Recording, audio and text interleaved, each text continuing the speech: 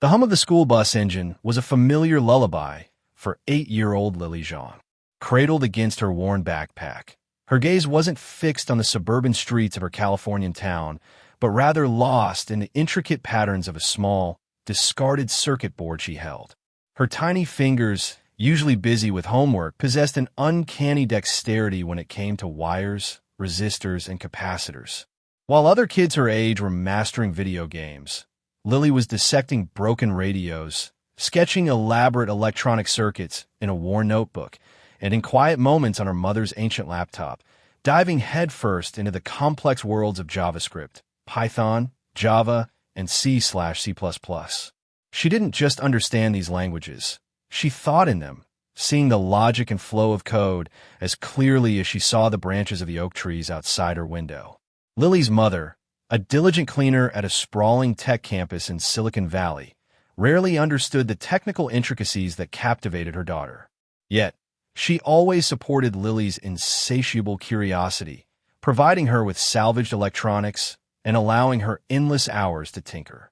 Today, like many other days during summer break, Lily was accompanying her mother to work. The Novatech Solutions campus was a futuristic marvel of glass and steel, a place where brilliant minds crafted the future, a stark contrast to Lily's own modest apartment. As they stepped off the bus, Lily felt a familiar mix of awe and a quiet sense of detachment. She was an observer in this world of towering intellect, a silent genius hidden in plain sight. The morning started like any other at Novatech Solutions. Engineers buzzed around their workstations, lines of code scrolling endlessly on massive screens, the air thick with the silent hum of countless servers. Coffee machines whirred, and the murmur of collaborative conversations filled the open-plan offices.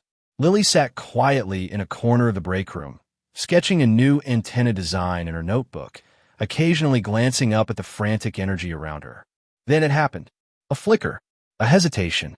The screens, once vibrant with data, began to freeze, then slowly, agonizingly, went dark. The gentle hum of the servers faltered, replaced by an unsettling silence. A ripple of confusion spread through the office, quickly escalating into panicked whispers. "What's going on? My system's down. Is this a power outage?" But it wasn't. Within minutes, the terrifying truth became clear. Novatech Solutions was under a massive cyber attack. Every system, every network, every single line of code that powered their groundbreaking work was systematically being dismantled. The company's top cybersecurity experts, their faces pale with alarm, huddled around failing consoles, their advanced degrees and years of experience suddenly rendered useless. They barked orders, typed furiously, but nothing worked. The attack was too sophisticated, too pervasive. It felt like an invisible assailant had walked into their fortress and simply turned off the lights, one by one. Lily watched, her small face unreadable. While the adults debated firewalls and intrusion detection systems, her gaze, sharp and insightful, noticed something else. It wasn't just the systems that were failing. It was the subtle, almost imperceptible way the network traffic was being rerouted, the unusual cadence of the data packets trying to communicate where they shouldn't. It was a pattern, an elaborate dance of disruption that only someone fluent in the very languages the attack was exploiting could truly understand. She saw the elegant, malicious logic behind the chaos.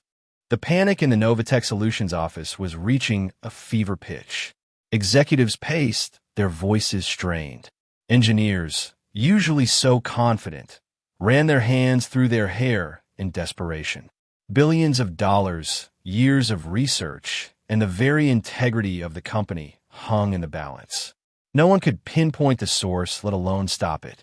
They were looking for a direct confrontation, a brute force solution to an insidious, stealthy problem. Lily, still sitting quietly in the corner, observed the frantic attempts.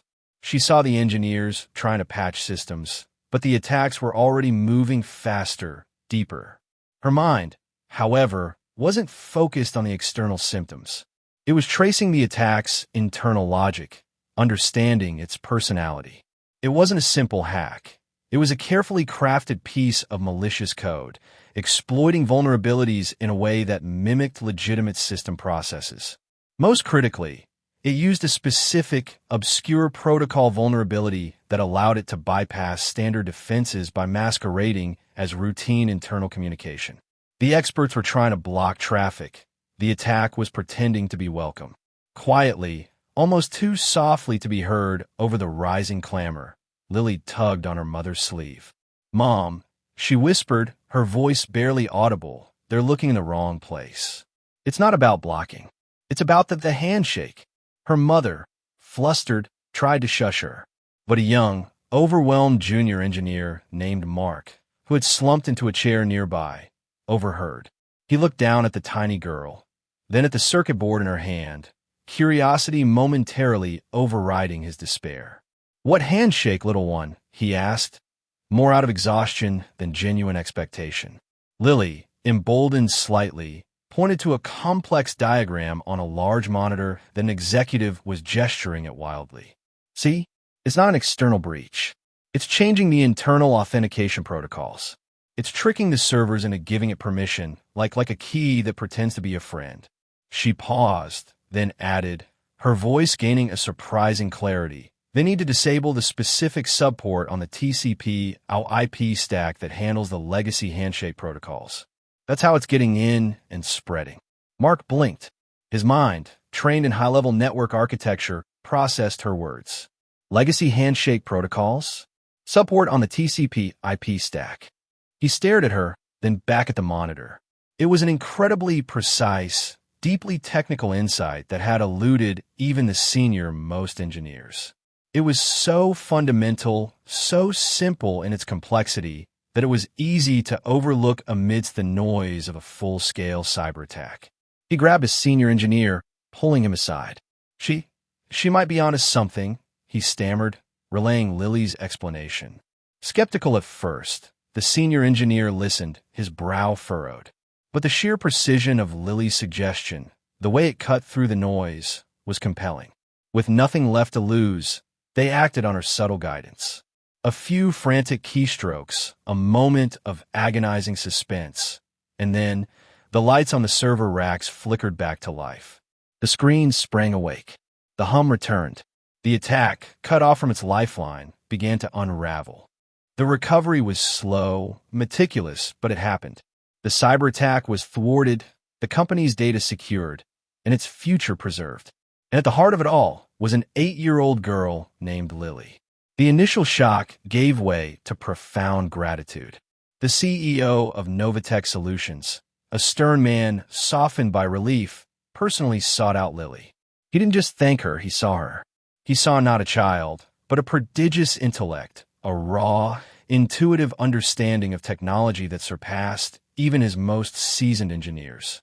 "Lily," he said, kneeling to her level, "what you did today, it saved us."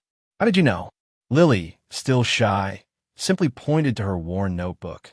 I see the patterns, like fixing a broken radio." From that day forward, Lily Zhang's life and the trajectory of Novatech Solutions changed forever. The company didn't just offer her a reward. They offered her a future. They created a special program, a mentorship, and provided her with access to cutting-edge technology and brilliant minds. She wasn't just the girl who saved the company. She became an integral part of its vision. They recognized that true talent knows no age, no background, and no conventional boundaries. They understood that sometimes the most profound insights come from the least expected places, from eyes unclouded by assumptions or dogma. Lily continued to flourish, her genius nurtured in an environment that celebrated her unique abilities. She worked alongside engineers, contributing to new security protocols, helping to design more resilient systems, and always learning. Her quiet curiosity became a driving force for innovation within the company. Lily's journey from a quiet observer on a bus to a celebrated prodigy is more than just a captivating tale. It's a powerful testament to the idea that true genius can emerge from anywhere. It challenges our preconceived notions of who can solve complex problems and underscores the importance of looking beyond titles and credentials. Imagine the innovations we could unlock if we consistently sought out and empowered these hidden gems in our communities. Her story reminds us that greatness isn't confined to boardrooms or university degrees, but often resides in the most unexpected of places. It's a gentle yet powerful message about breaking barriers and creating environments where brilliance, no matter how young, can flourish. Lily's life is a vivid illustration that every person, regardless of their background, holds a unique key to unlocking solutions the world desperately needs. This story isn't just about a cyber attack being averted.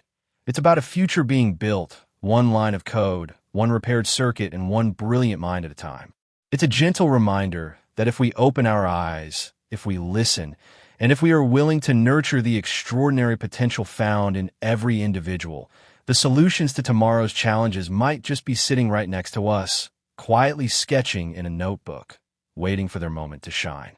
If Lily's inspiring story resonated with you and made you think differently about the power of unseen potential, consider giving this video a thumbs up. And don't forget to subscribe to our channel for more uplifting stories that will empower your perspective and remind you of the incredible possibilities that exist all around us.